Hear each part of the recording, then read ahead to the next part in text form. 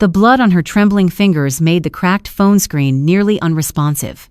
Gasping through the agonizing, white-hot pain in her chest, Chloe typed the message meant for her brother, fighting the darkness encroaching on her vision. "He broke my ribs. I can't breathe. He's going to kill me. Please, hurry." She hit send just as the heavy oak door of the bathroom began to splinter under another vicious kick. 3 miles away, in a penthouse built on blood and extortion, the private phone of Chicago's most ruthless syndicate boss vibrated. Silas Moretti stared at the unknown number, read the desperate plea, and typed 3 words that would change the course of both their lives. "Wait right there." The argument had started over something entirely trivial, a misplaced set of keys, a lingering glance from a waiter at dinner, or perhaps just the sheer fact that Derek Rollins needed an outlet for the venom festering inside his mind. Chloe Hastings could no longer remember the catalyst. All she knew was the terrifying, unpredictable shift in the air of their upscale Lincoln Park apartment. Derek, a junior investment banker who masked his deep-seated insecurities with bespoke suits and an aggressive charm, had always possessed a volatile temper. But tonight, the verbal barrage had escalated into something monstrous. "You think you can just dismiss me?" Derek had snarled, his face twisted into an ugly, flushed mask of rage. He had cornered her in the sprawling, minimalist kitchen, his hands planted on the marble island, trapping her against the cold stainless steel of the refrigerator. "Derek, please, you've been drinking." "Just step back," Chloe had pleaded, keeping her voice low, attempting the de-escalation tactics she had learned the hard way over the past 2 years. Her heart hammered against her sternum like a trapped bird. He didn't step back. Instead, the back of his hand connected with her cheekbone, the heavy gold signet ring he wore tearing the fragile skin. The force of the blow sent Chloe stumbling sideways, her vision flashing with stars. Before she could regain her balance, Derek lunged. He tackled her to the hardwood floor. The impact knocked the wind from her lungs, but it was the knee he drove into her side with all of his 200 pounds that elicited the sickening, distinct crack.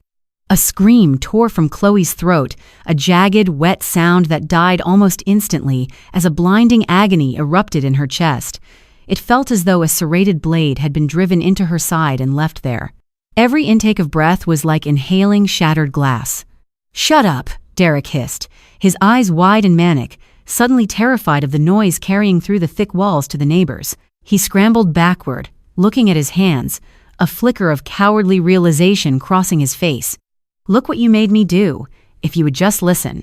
Seizing the momentary lapse in his assault, Chloe rolled, biting down on her lips so hard she tasted copper to keep from crying out.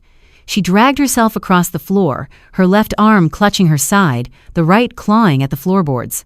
She scrambled toward the master bathroom, hauling her battered body over the threshold and slamming the heavy oak door shut. With trembling, bloody fingers, she engaged the deadbolt just as Derek threw his weight against the other side. "Open the door, Chloe," he bellowed, the doorknob rattling violently. "Don't make this worse for yourself." Chloe collapsed against the cool porcelain of the bathtub, her chest heaving in shallow, excruciating gasps. The pain in her ribs was absolute, radiating down her flank and up into her shoulder. She knew, with a nurse's clinical certainty, that at least 2 ribs were fractured, possibly broken entirely. If one punctured a lung, she would drown in her own blood on the bathroom floor.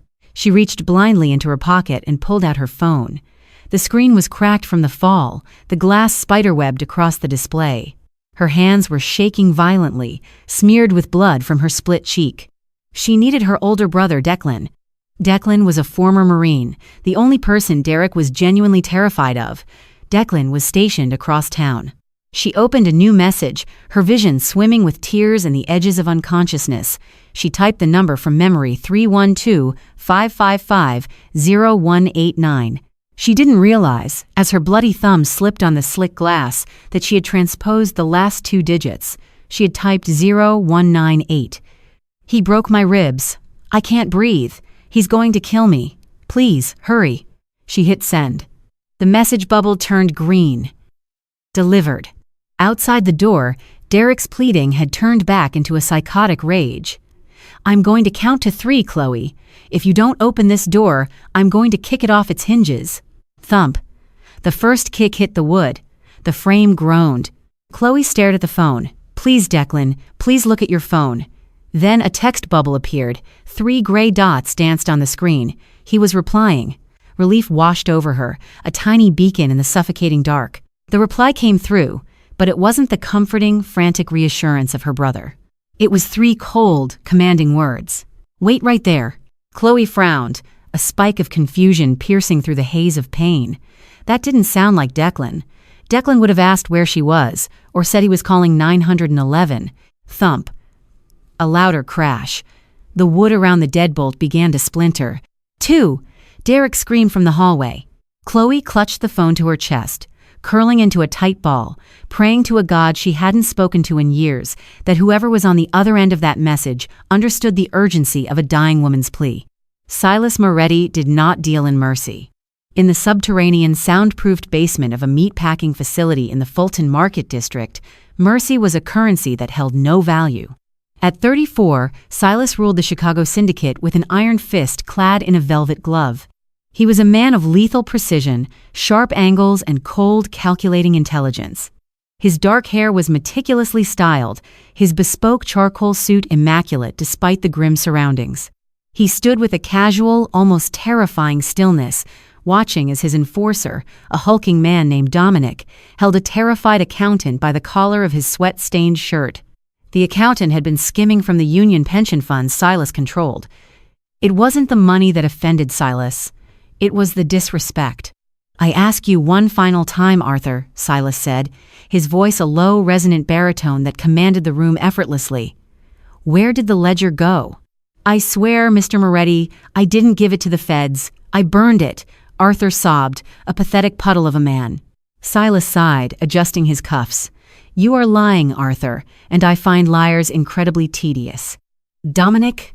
Before Silas could give the order that would end Arthur's life, a sharp, discreet buzz vibrated in the breast pocket of his jacket.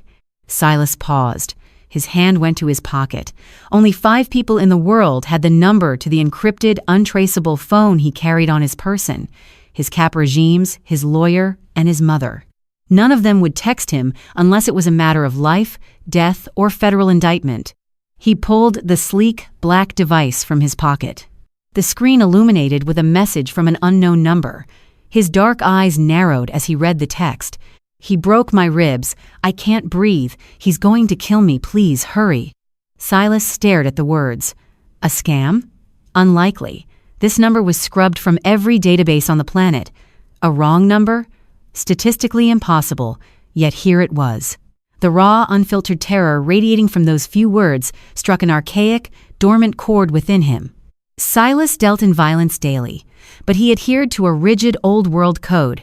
You do not touch women, and you do not touch children. The men who did were animals, and Silas made it a habit to put animals down.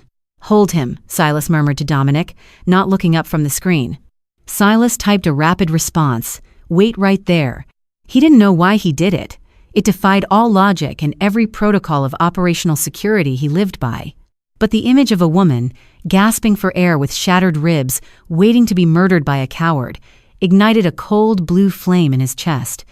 He turned to a man sitting at a folding table in the corner of the room, tapping away at a heavily encrypted laptop. "Leo, trace the incoming ping on my personal device," Silas ordered, his tone suddenly clipped and dangerous. Leo, a prodigy hacker who looked entirely out of place among the mobsters, blinked in surprise. "Your personal?" "Boss, that's heavily routed. It'll take me a minute to bounce back through the towers."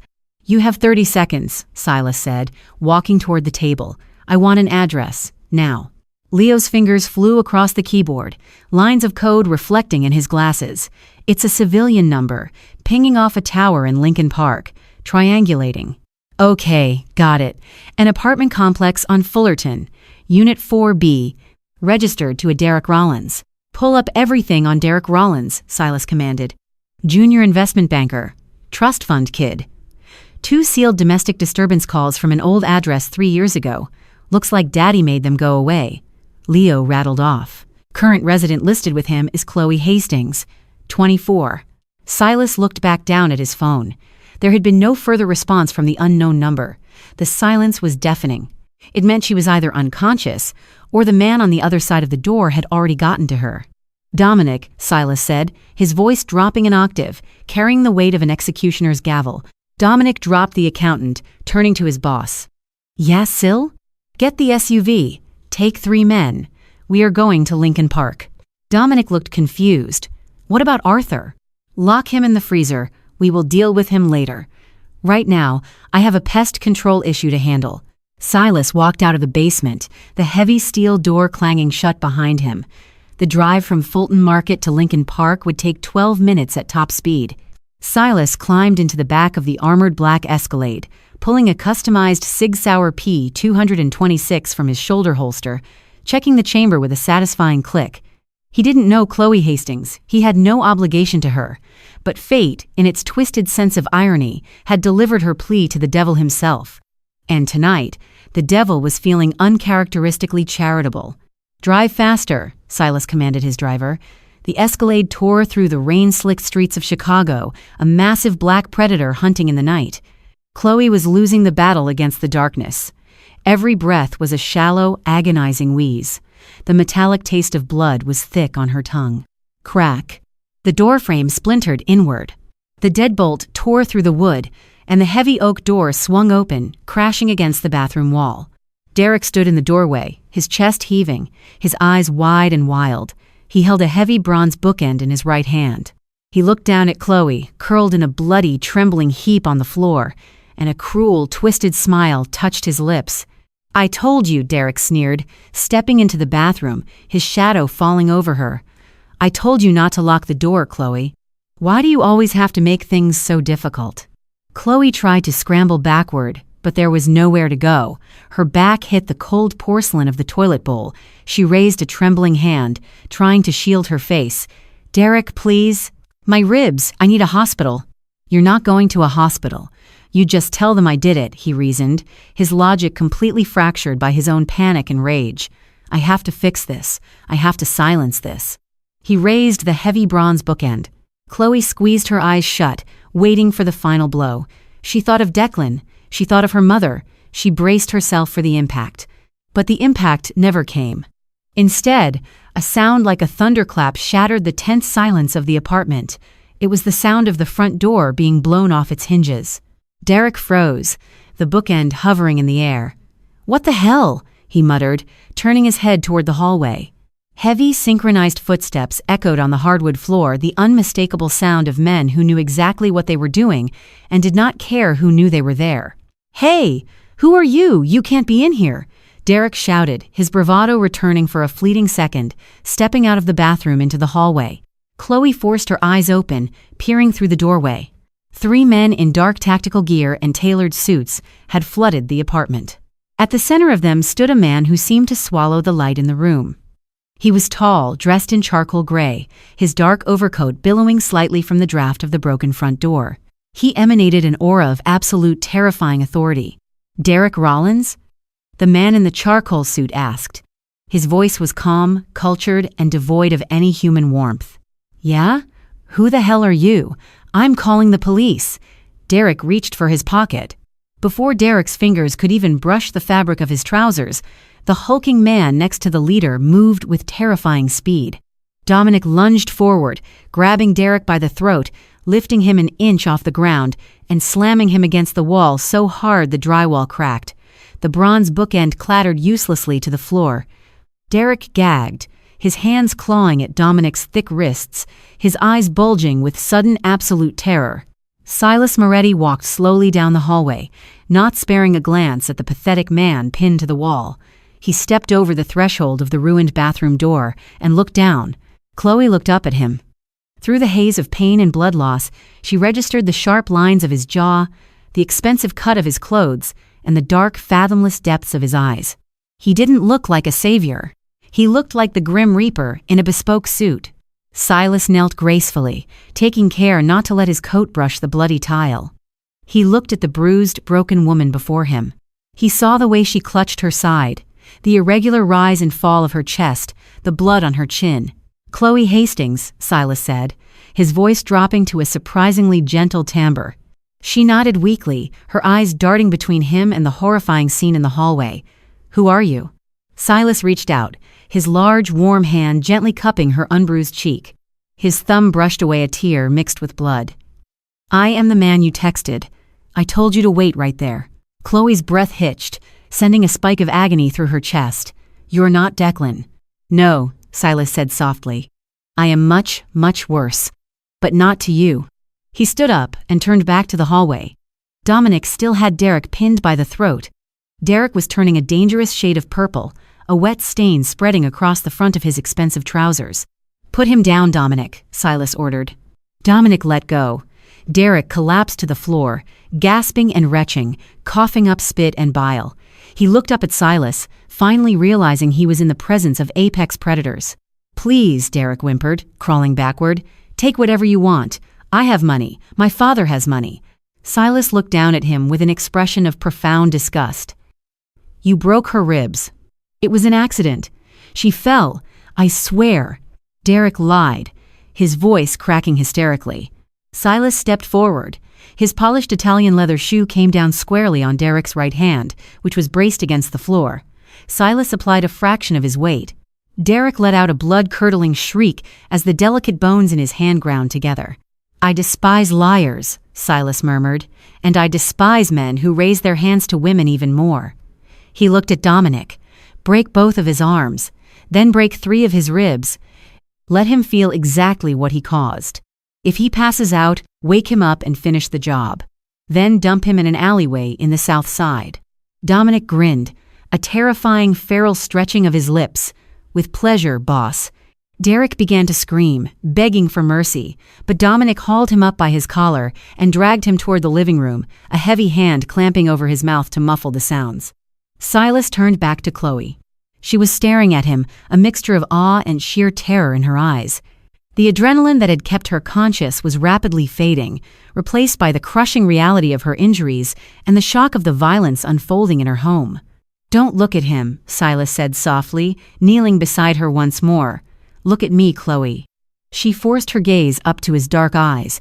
They were hypnotic, a strange anchor in the swirling chaos. I'm going to pick you up now, Silas informed her. It is going to hurt immensely, but I have a private medical facility. They are expecting us. Do you understand? Chloe could only manage a faint nod. Her vision was narrowing, forming a dark tunnel with Silas at the center. Silas slid one strong arm beneath her knees and the other behind her shoulders, supporting her neck. He moved with practiced, incredible care, lifting her from the bloody floor. Even with his caution, the shift in gravity tore a breathless scream from Chloe's lips. The pain was blinding, a white-hot supernova in her chest. Shh, Silas shushed her, holding her tightly against his broad chest. He smelled of expensive sandalwood, rain, and faintly of gunpowder. I have you. You are safe now. Chloe felt herself being carried out of the bathroom, past the living room where terrible, muffled cracking sounds were occurring, and out into the cold night air. The rain hit her face, crisp and freezing, but the arms holding her were a furnace. She felt herself being laid gently onto the soft leather seats of a massive vehicle. The door closed, shutting out the storm. Silas climbed into the seat next to her. Drive. To the estate clinic, Silas commanded the driver. Chloe looked up at the stranger who had descended like an avenging angel from a mistyped text message. Thank you, she whispered, the words barely a breath.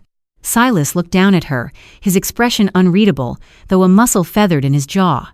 Rest, little bird. The worst is over.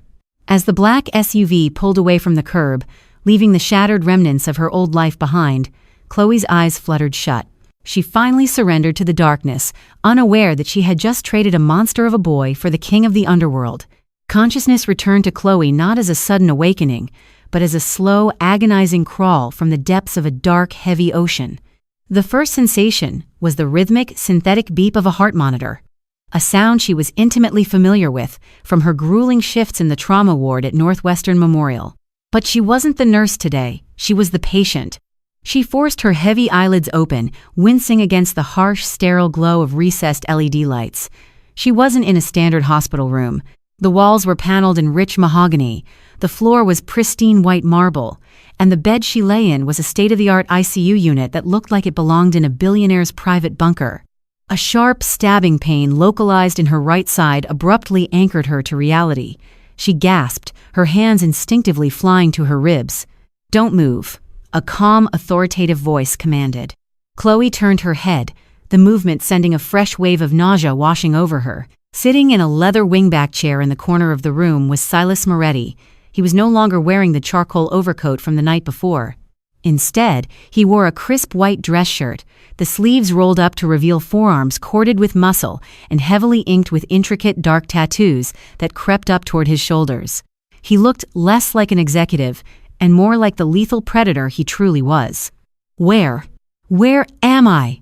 Chloe croaked, her throat feeling like it was lined with sandpaper. Silas stood, moving with an eerie, silent grace for a man of his size, and poured a small plastic cup of water from a pitcher on the bedside table. He pressed a button on the bed's control panel, raising the head of the mattress just enough so she could drink without choking. "You are at my estate in Lake Forest, in the private medical wing," Silas explained, holding the cup to her lips. His dark eyes watched her intently as she took small, desperate sips. "Dr. Blackwood, my personal physician, attended to you. You have 3 fractured ribs. One was dangerously close to puncturing your right lung. You also suffered a minor concussion, severe contusions, and a laceration on your cheekbone that required 6 stitches." Chloe closed her eyes as the memories of the previous night, the argument, the blows, the splintering door, the terrifying arrival of Silas and his men came crashing back in a violent, terrifying wave. A choked sob escaped her lips. "Derek," she whispered, terrified of the answer. "What did you do to him?" Silas's expression remained an unreadable mask of cold marble. Derek Rollins is currently a patient at Cook County Hospital. He was found in an alleyway with 2 broken arms, 3 shattered ribs, and a severe concussion. He will survive, unfortunately. But he will never hold a golf club, type on a keyboard, or raise a hand to a woman ever again. Chloe stared at him, a complex storm of horror, relief, and profound disbelief churning in her chest. "You crippled him." "I balanced the scales," Silas corrected softly, setting the cup down. "He is a coward. Cowards only understand consequences when they are written in their own blood." "The police," Chloe started, panic threading her voice. "Derek's father is William Rollins. He's a state senator. He has judges in his pocket. He's going to come after me. He'll say I did it. Or he'll twist the story." "Chloe," Silas interrupted, his voice dropping an octave, carrying an immense, undeniable weight that silenced her frantic spiraling. He leaned over the bed, his face inches from hers. She could smell the faint scent of bergamot and danger. "Let me make something perfectly clear to you. William Rollins' political reach extends as far as I allow it to. He does not own this city. I do." He reached out, his thumb gently tracing the edge of the white bandage on her cheek. The touch was startlingly tender, a stark contrast to the violence she knew he was capable of. "You are under my protection now," Silas stated, leaving no room for argument. "No one, not William Rollins, not the Chicago Police Department, and certainly not that pathetic excuse for a man you are living with, will ever lay a finger on you again. Do you understand me?" Chloe looked into those fathomless dark eyes and realized that the monster in her apartment had been replaced by a much larger, much more dangerous Leviathan. But this Leviathan wasn't looking at her as prey. He was looking at her as a prize he had claimed from the jaws of death. She gave a slow, minute nod. "Good," Silas said, stepping back and adjusting his cuffs. "Rest. Dr. Blackwood will be in to check your vitals shortly. When you are strong enough to walk, we will discuss your future." As Silas turned and strode out of the opulent medical suite, the heavy oak door clicking shut behind him, Chloe realized the terrifying truth of her situation. She had survived the night, but she had traded a domestic nightmare for a gilded cage guarded by the most feared man in Chicago. 3 days passed in a blur of intravenous painkillers, forced rest, and the quiet, unsettling luxury of the Moretti estate. Chloe was eventually moved from the clinical wing to a guest suite on the 3rd floor of the sprawling Gothic-style mansion overlooking Lake Michigan. The room was breathtaking, a masterpiece of velvet, dark oak, and floor-to-ceiling windows, but it was still a beautiful prison. Armed men in sharp suits paced the manicured grounds below, their presence a constant reminder of the world she had accidentally stumbled into. On the afternoon of the 4th day, Chloe finally felt lucid enough to fight the heavy, lingering fog of the narcotics. She sat by the window, a thick cashmere blanket draped over her shoulders to ward off the chill of the lake-effect wind, when a sharp rap echoed at her door. Before she could answer, the door swung open. Standing on the threshold, flanked by two of Silas's towering guards, was a man with closely cropped blonde hair, broad shoulders, and eyes wide with frantic, barely contained rage. "Declan!" Chloe gasped, trying to stand, but the fiery pain in her ribs forced her back down with a sharp hiss. Declan Hastings shoved past the guards, rushing to her side. He dropped to his knees, his hands hovering over her, as if afraid she might break into a million pieces. The tough, hardened former Marine sniper was weeping, tears tracking through the light stubble on his cheeks. "Jesus Christ, Chloe," Declan choked out, his voice thick with emotion as he took in the pale pallor of her skin and the fading purple bruises blossoming along her jawline. "I didn't get the text. I left my phone in my locker at the precinct. When I finally saw it, when I went to the apartment and saw the blood." He buried his face in his hands, his shoulders shaking. "I thought you were dead. The police told me Derek was in the ICU, but you were missing. I've been tearing the city apart." Chloe reached out, her trembling hand stroking her brother's hair. "I'm okay, December. I'm okay. Someone found me. He saved me." Declan's head snapped up, his eyes suddenly hard and lethal. "Yeah, I know who saved you. Because it took calling in 3 federal favors just to track the license plate of the SUV that left your building. Do you have any idea who owns this house, Chloe?" "Silas Moretti," she said quietly. "The head of the Camorra Syndicate," Declan corrected fiercely, standing up and pacing the thick Persian rug, a man who orders hits before his morning coffee. A man the FBI has been trying to nail for a decade under the RICO Act. Why the hell did he involve himself? Men like Moretti don't play Good Samaritan. "I texted him by accident," Chloe explained, her voice small. "I mistyped your number in the dark. He just showed up." Declan stopped pacing, staring at her in absolute disbelief. "A wrong number? You expect me to believe Silas Moretti mobilized his personal hit squad over a wrong number?" "You can believe whatever you wish, Sergeant Hastings, but it is the truth," a cold, smooth voice announced from the doorway. Silas stood leaning casually against the doorframe. He was dressed flawlessly in a navy 3-piece suit, an aura of absolute command rolling off him in waves. Dominic stood just behind him, casting a massive, intimidating shadow. Declan's military instincts flared. He squared his shoulders, stepping instinctively between Silas and Chloe. "I'm taking my sister out of here. Now." Silas didn't move, but the air in the room grew noticeably colder. "Your sister has 3 fractured ribs and is highly dependent on heavy analgesics to breathe comfortably. Moving her is medically inadvisable. Furthermore, there is a complication you are unaware of." "I don't care about your complications," Declan growled, taking a step forward. "I'm a cop, Moretti. You might own the politicians, but you don't own me." Silas offered a thin, razor-sharp smile. "Your badge is cute, Hastings.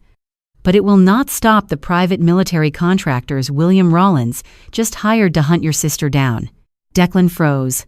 Chloe gasped, clutching the cashmere blanket tighter. "What?" Silas stepped fully into the room, the heavy door clicking shut behind him, sealing them in. Senator Rollins is not a man accustomed to humiliation.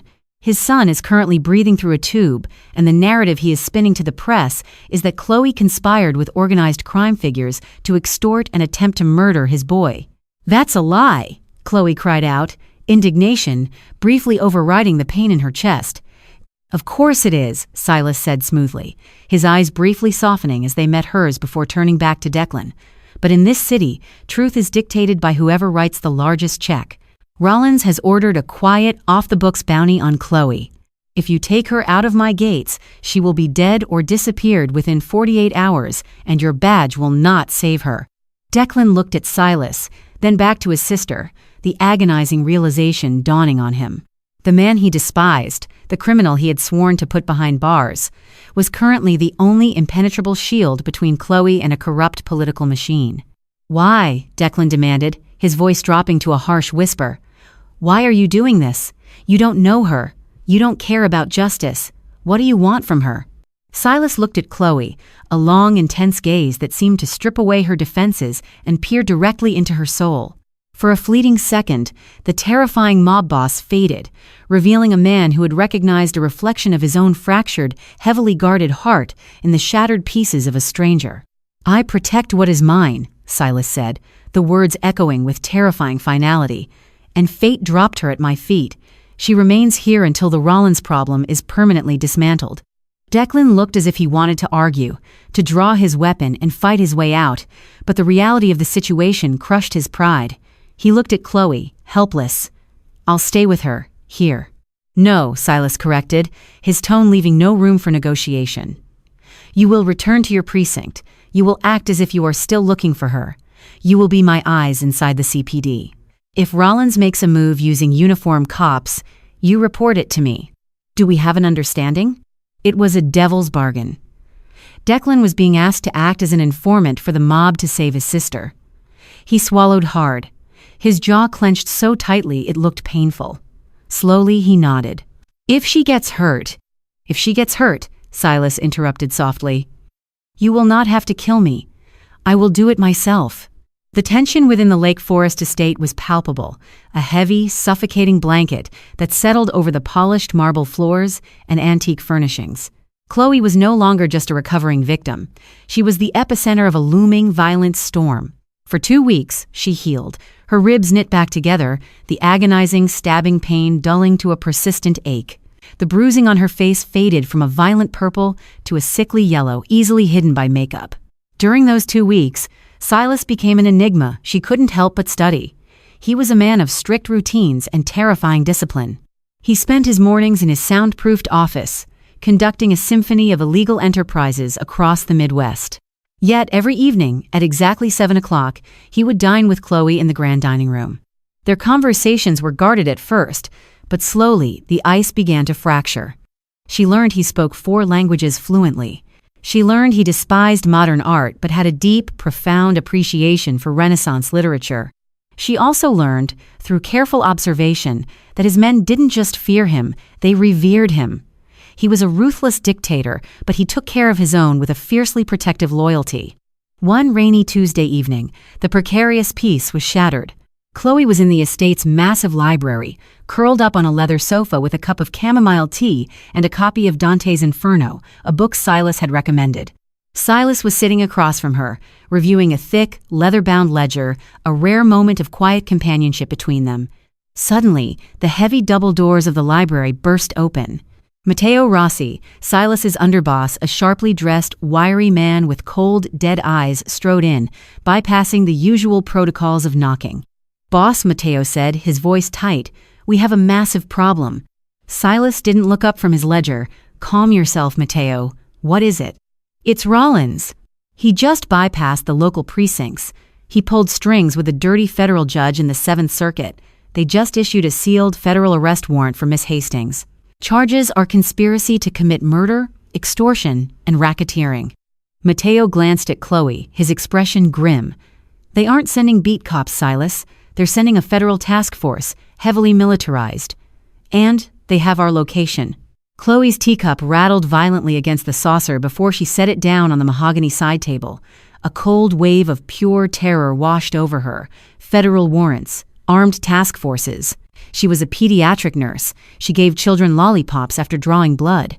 Now, she was public enemy number 1. "They intend to raid the compound under the guise of extracting a hostile fugitive," Matteo continued. "If they breach the gates, it will be a bloodbath. They have orders to shoot on sight." Silas finally closed the ledger. His face betrayed absolutely no panic.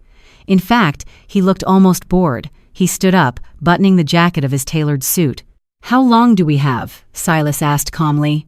10 minutes, maybe less. Our scouts spotted the armored Bearcats moving up Sheridan Road," Matteo reported. "Evacuate the non-essential staff to the safe rooms. Arm the perimeter guards with armor-piercing rounds. If a federal boot touches the grass inside my gates, blow their knees out." Silas turned to Matteo, his eyes flashing with a sudden dark fire. "And get Dominic. Tell him it's time to release the hounds." "Silas," Chloe whispered, standing up, her hands shaking. "You can't go to war with the federal government. You'll lose everything. Let me turn myself in. I can tell them the truth." In 2 long strides, Silas closed the distance between them. He grabbed her gently by the upper arms, forcing her to look into his eyes.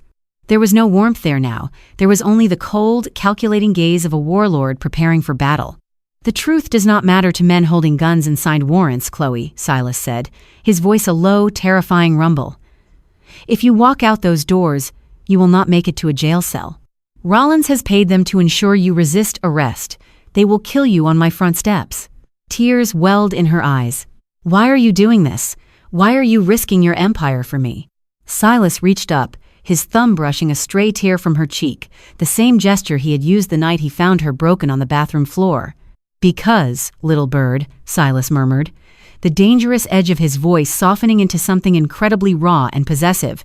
"An empire is worthless if a king cannot protect his queen." Before Chloe could process the immense, terrifying weight of his words, the deafening roar of a heavy explosion rocked the estate. The floorboards vibrated beneath their feet, and the crystal chandelier above them shuddered violently. The task force hadn't bothered knocking. They had just blown the front gates off their hinges. "Mateo!" Silas roared, instantly drawing the heavy Sig Sauer from his shoulder holster. "Take her to the subterranean vault. Lock it down from the inside. Do not open it for anyone except me." "On it, boss," Mateo said, grabbing Chloe's arm. "Silas!" Chloe screamed over the sudden, chaotic cacophony of automatic gunfire erupting outside the mansion. Silas didn't look back. He racked the slide of his pistol, his jaw set in stone.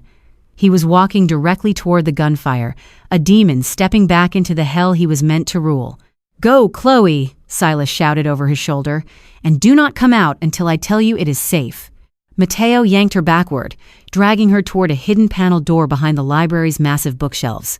As the secret door closed, sealing her in darkness, the last thing Chloe saw was Silas Moretti, standing in the grand foyer, raising his weapon to meet the encroaching shadows. The subterranean vault beneath the Lake Forest estate was a marvel of Cold War paranoia and modern engineering.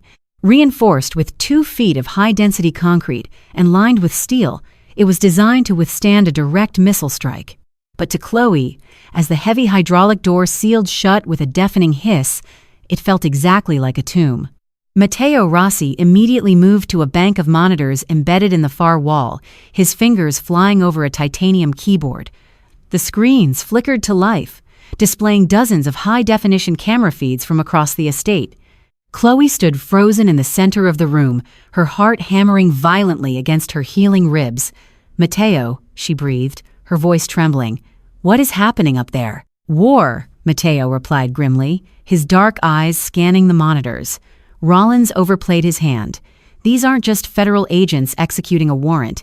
Look at their tactical spacing, the way they stack at the breach points. He hired private operators. Former Constellus contractors, off-the-books mercenaries. They aren't here to arrest you, Chloe.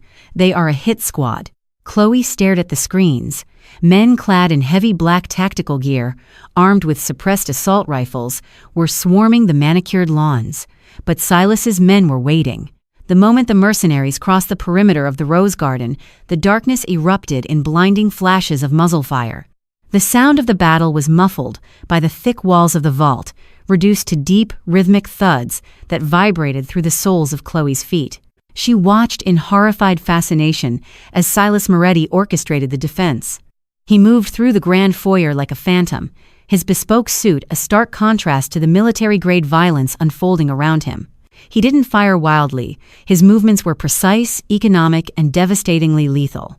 Beside him, the hulking form of Dominic provided heavy, suppressive fire, tearing through the reinforced glass of the front doors. "He's pushing them into the bottleneck of the driveway," Matteo narrated, a terrifyingly calm smile touching his lips. Silas anticipated a frontal assault. The gravel is lined with directional charges. On the screen, Silas raised a hand, making a sharp, cutting motion. A second later, the driveway exploded in a geyser of earth, fire, and shattered stone. The armored Bearcat vehicle that had breached the gates was thrown violently onto its side. The surviving mercenaries scattered, their formation completely broken. "It's over," Matteo said, exhaling a long breath. "They're retreating." Chloe slumped against the cold steel wall, a sob of profound relief escaping her lips, but her relief was violently cut short. On the main monitor, a lone, injured mercenary who had managed to crawl behind the ruins of a marble fountain raised a high-caliber designated marksman rifle. Silas had stepped out onto the ruined portico to survey the damage, his guard momentarily lowered as he spoke into a radio. "Silas, left flank!" Matteo roared at the screen, entirely useless behind 2 feet of steel. The flash of the rifle was blinding on the infrared camera. Chloe watched, screaming Silas's name, as the syndicate boss was violently thrown backward by the impact, collapsing onto the blood-slicked marble. Dominic immediately turned and unleashed a hail of gunfire, obliterating the fountain and the sniper behind it, before dropping to his knees beside his bleeding boss. "Open the door!" Chloe screamed, launching herself at Mateo. "Open the damn door, Mateo, now!" "I can't. Protocol dictates." "I am a trauma nurse, you idiot." Chloe snarled, her fear suddenly transmuting into a fierce, blinding adrenaline.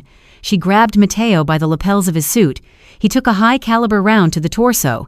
If it hit his femoral artery or his liver, he has less than 4 minutes to live. "Open the vault." Mateo stared at her, stunned by the ferocity of the woman who just weeks ago had been a broken, trembling victim. He nodded sharply, turning back to the keypad and punching in the override code. The hydraulic locks disengaged. Before the door was fully open, Chloe squeezed through the gap, sprinting up the hidden staircase and tearing through the library. The smell of cordite, blood, and burning wood was suffocating. She burst into the grand foyer. The scene was apocalyptic. The chandelier had fallen, shattering into a million crystal shards. Dominic was kneeling on the portico, his massive hands pressing frantically against Silas's chest, dark blood pooling around them. "Move!" Chloe shouted, sliding onto the bloody marble beside them. Silas was pale, his breathing shallow and rapid. His dark eyes were glassy, fighting the encroaching shock. The bullet had struck him in the upper right chest, just beneath the collarbone. Chloe's hands were steady as she ripped the remains of his expensive dress shirt open. "Dominic, keep pressure here," she commanded, physically moving the giant enforcer's hands. She leaned down, her ear hovering over Silas's mouth, then pressed her fingers to his neck. His pulse was a frantic, thready flutter. "The exit wound," she demanded. "Did it go through?" Mateo had arrived with a tactical medical kit. He rolled Silas slightly. "No exit wound, it's lodged inside." "Tension pneumothorax," Chloe diagnosed instantly, noting the uneven rise of his chest and the distended veins in his neck. The bullet had punctured his lung, and air was escaping into his chest cavity, crushing his heart. "His lung has collapsed. If I don't decompress it right now, his heart will stop."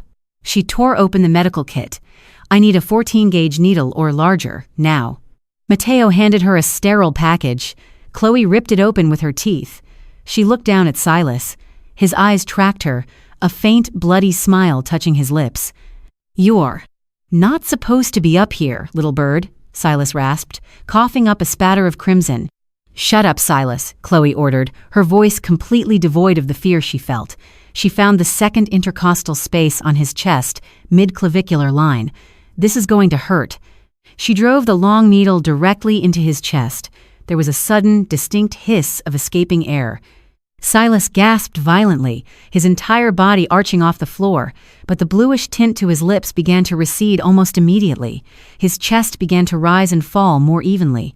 "We need a surgeon," Chloe said, turning to Mateo, her hands covered in the blood of the man who had saved her life. "I stabilized him, but the bullet needs to come out, and the lung needs to be patched. Call Dr. Blackwood.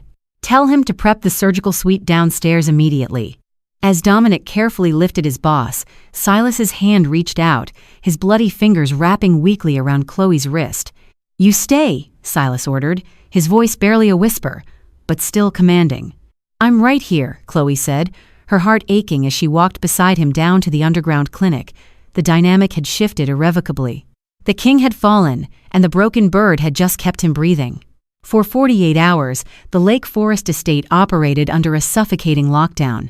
The bodies of the Constellus mercenaries vanished into the vast, dark network of the Chicago underworld, the evidence scrubbed so thoroughly it was as if the siege had never happened. The media reported a minor gas explosion at an abandoned property in the northern suburbs. William Rawlins's political influence ensured no official police reports were ever filed. Down in the subterranean medical wing, the air was thick with tension. Dr. Blackwood had successfully extracted the shattered bullet and repaired the lung, but the trauma to Silas's body was immense. Chloe refused to leave his side. She slept in the leather wingback chair beside his bed, waking at every dip in his heart rate, every shift in his breathing. She checked his IVs, administered his antibiotics, and changed his dressings with clinical precision, her own healing ribs aching in silent protest. On the evening of the third day, Silas opened his eyes. The fever had broken. He looked at the stark white ceiling, then slowly turned his head to find Chloe. She was asleep in the chair, her head resting on her arms crossed over the edge of his mattress. Her hair was a messy halo, the fading bruise on her cheek a stark reminder of how they had met. Silas reached out, his hand trembling slightly from the blood loss, and gently stroked her hair. Chloe jerked awake, her eyes wide. When she saw him looking at her, a profound, overwhelming relief washed over her face. "You're awake," she breathed, immediately sitting up and checking his monitors. "How is your pain level?" "Tolerable," Silas lied smoothly, his voice a gravelly rasp. He watched her hands as she adjusted his IV line.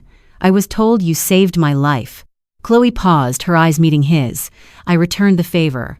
"A nurse who can perform a field needle thoracostomy under heavy fire," Silas mused, a weak smirk playing on his lips. "You are full of surprises, Chloe Hastings. I clearly underestimated you." "Everyone always does," Chloe replied softly, sitting back down. "Silas, Senator Rollins isn't going to stop. This was a private military hit. If he has that kind of money, he can buy another army." "He will not have the opportunity," a new voice interrupted. The heavy door to the medical suite swung open, and Declan Hastings stepped inside, followed closely by Mateo. Declan was wearing his plainclothes detective suit, looking exhausted and grim. He walked over to the bed, glancing between his sister and the Mafia boss. "You look like hell, Moretti," Declan noted, though there was a grudging respect in his tone that hadn't been there before. "And you look like a man with a file," Silas retorted, shifting slightly against the pillows and wincing. "Report, detective." Declan pulled a thick manila envelope from his jacket and tossed it onto the bedside table. "You were right. Senator Rollins is hemorrhaging money. Hiring off-the-books PMCs isn't cheap. He drained 2 of his offshore shell companies to pay the Constellas contract. Furthermore, his son Derek is singing." Chloe stiffened at the name. "Derek? To who?" "To the feds," Declan said, looking at his sister. "Derek is terrified of Silas. When he woke up in the hospital with shattered arms, he realized Daddy couldn't protect him from the Camorra, so he reached out to the FBI. He's offering to hand over the ledgers, proving his father embezzled millions from union pension funds to finance his political campaigns. He wants witness protection in exchange for immunity regarding the domestic assault and the conspiracy charges." Silas let out a low, dark chuckle that devolved into a painful cough. "The rat breeds a smaller rat. How poetic." Mateo stepped forward. "Yes, boss." "We do not let Derek Rollins reach the FBI," Silas ordered, his eyes turning cold and calculating. "Intercept the transfer. I don't care how much it costs to bribe the transport guards. I want Derek Rollins brought to the meatpacking facility in Fulton Market." "No!" Chloe stood up, her voice sharp. Both men looked at her in surprise. She looked at Silas, her heart pounding. "Silas, no! If you kill him, you validate everything the senator is saying. You make Derek a martyr, and I don't want his blood on my conscience. I want him to rot in a federal prison. I want him to lose everything legally. I want him to be humiliated, not martyred." Silas stared at her, assessing the fire in her eyes. He was a man accustomed to absolute obedience, yet here was this woman, challenging his methods. And the terrifying truth was, he found it intoxicating. "She's right," Declan chimed in cautiously. "If Derek testifies, the senator goes down for racketeering and embezzlement. The FBI seizes all his assets. The Rollins family is ruined, financially and socially. It's a cleaner kill, Moretti." Silas remained silent for a long moment, his gaze locked on Chloe. Finally, he nodded. "Very well. Mateo, change of plans. Let the FBI have Derek, but ensure the evidence he provides is comprehensive. Leak the financial documents we hold on Senator Rollins to the Chicago Tribune simultaneously. I want him publicly eviscerated before the Bureau even puts the handcuffs on him." Mateo grinned. "Immediate execution. Consider it done." As Mateo and Declan left the room to execute the plan, silence settled over the medical suite once more.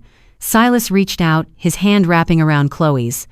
"You are learning how to play the game," Silas said quietly, his thumb tracing the knuckles of her hand. "I'm learning how to survive," Chloe corrected, looking down at their joined hands. The contrast was stark, her small, pale hand against his large, tattooed, and scarred one. Silas. When this is over. When Rollins is gone and the threat is neutralized. She trailed off, unsure of how to ask the question that had been haunting her for days.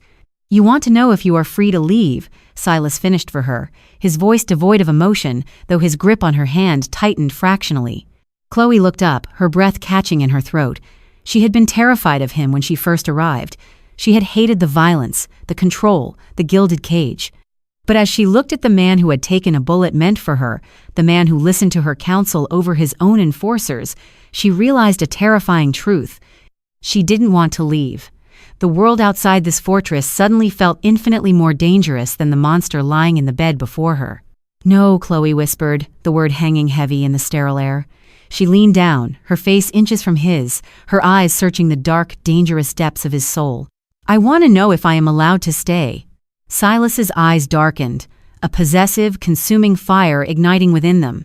He pulled her down, ignoring the sharp pain in his chest, and captured her lips in a kiss that tasted of iron, adrenaline, and an unspoken, unbreakable vow. You were never a prisoner, Chloe, Silas murmured against her mouth, his hand moving to tangle in her hair. But make no mistake, now that you have chosen this, there is no walking away. You belong to the syndicate. You belong to me. I know, she breathed, kissing him back, sealing her fate in blood and shadow. The senator was about to fall, but the reign of the king and his new queen was just beginning. The destruction of Senator William Rollins was not a swift execution. It was a masterclass in public evisceration, orchestrated from the shadows by a man who had barely left his medical bed. 2 weeks after the siege at the Lake Forest estate, the Chicago Tribune published a Sunday exclusive that sent shockwaves through the political landscape of Illinois. The headline, printed in bold, unforgiving ink, read, "The Rollins Ledger, Blood Money, Bribes and Broken Oaths." The article, authored by an anonymous source with impeccable, undeniable documentation, detailed exactly how Senator Rollins had siphoned over $40 million from the Longshoremen's Union pension funds. It provided bank routing numbers, offshore shell company names, and intercepted emails authorizing the hiring of Constellus mercenaries for a domestic hit on American soil. The political fallout was instantaneous and absolute. On a crisp Tuesday morning, as Senator Rollins attempted to host a desperate damage control press conference on the steps of the Dirksen Federal Building, a fleet of black SUVs surrounded the plaza. FBI Special Agent Thomas Sterling, a man whose career had been secretly nudged forward by Silas's subtle machinations, walked up the steps with a signed federal warrant from Judge Harrison. From the tinted window of a Maybach parked 3 blocks away, Chloe watched the broadcast on a secure tablet. Silas sat beside her, his left arm resting in a tailored sling, a sleek, silver-handled cane resting against his knee. He was still healing, but the aura of absolute, terrifying power had fully returned. He watched the screen with cold, detached satisfaction as the senator was handcuffed on live television, his face a mask of purple, sputtering rage as he was shoved into the back of a federal vehicle. Derek Rollins is currently being processed at the Metropolitan Correctional Center, Silas murmured, his voice a smooth, dark velvet in the quiet of the car. Without his father's money or political shield, the prosecutors are offering him no deals. He will face maximum sentencing for the domestic assault charges, the conspiracy, and his role in the embezzlement. The general population at MCC is not kind to men who abuse women. Chloe looked away from the screen, turning her gaze to the man who had torn down a dynasty to avenge her fractured ribs. And the mercenaries? Ghosts, Silas replied simply. The federal government has entirely disavowed their existence to avoid a scandal involving licensed PMCs operating on U.S. soil. The threat is neutralized, Chloe. Chloe took a deep, steadying breath. She was no longer the trembling, broken girl bleeding on a bathroom floor. The transition had been both terrifying and exhilarating. She wore a stunning, emerald green wool coat over a tailored dress, her hair swept up in an elegant, sophisticated twist. The fading yellow bruise on her cheek was completely gone, replaced by a radiant, undeniable confidence.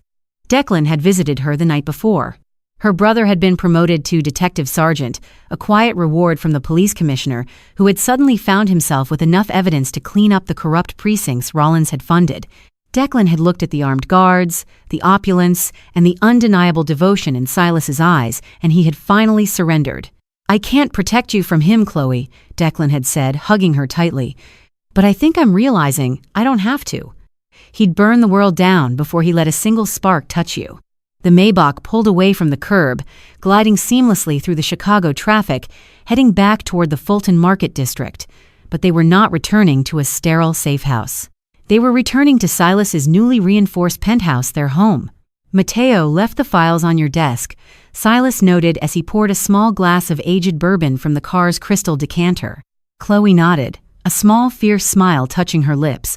She had not accepted her role as the syndicate's queen idly. Using her extensive medical background, Chloe had taken control of the Comora's underground medical and logistical networks.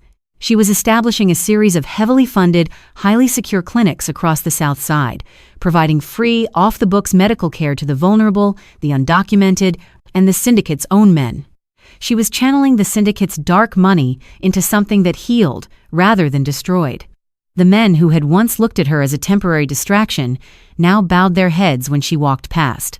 Dominic acted as her personal shadow, fiercely loyal not just to his boss, but to the woman who had plunged a needle into Silas's chest to save his life. "The new clinic in Pilsen opens tomorrow," Chloe said, resting her hand lightly on Silas's uninjured thigh. "Dr.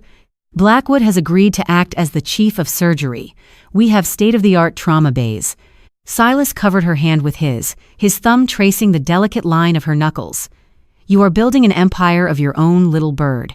"No," Chloe corrected softly, looking up into his fathomless dark eyes. "I am fortifying ours." Silas's chest rumbled with a low chuckle, a sound of pure, unadulterated pride. He leaned in, his lips brushing against hers, the kiss slow, deliberate, and branded with possession. "The city is yours, Chloe. Whatever you want, you take it. And whoever stands in your way, I will bury." "I know," she whispered against his lips. As the car disappeared into the towering steel and glass canyons of Chicago, Chloe Hastings left her old name, her old fears, and her old life behind. She had dialed a wrong number in the darkest moment of her life, and fate had answered with a monster who treated her like a goddess. The line between salvation and damnation is rarely drawn in chalk. It is usually painted in blood.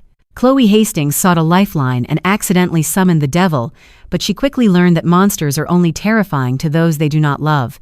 Through shattered bones and gunfire, a twisted, unbreakable bond was forged in the fires of Chicago's underworld.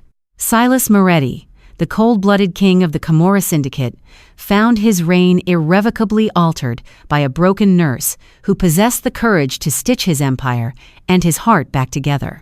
Senator Rollins and his cowardly son learned the fatal cost of underestimating a woman guarded by a man with limitless power. In the end, Chloe did not just survive her trauma, she weaponized it. She traded a life of domestic terror for a gilded throne, ruling the shadows beside the very man who was meant to be a mistake, proving that sometimes the wrong number leads to exactly the right destiny.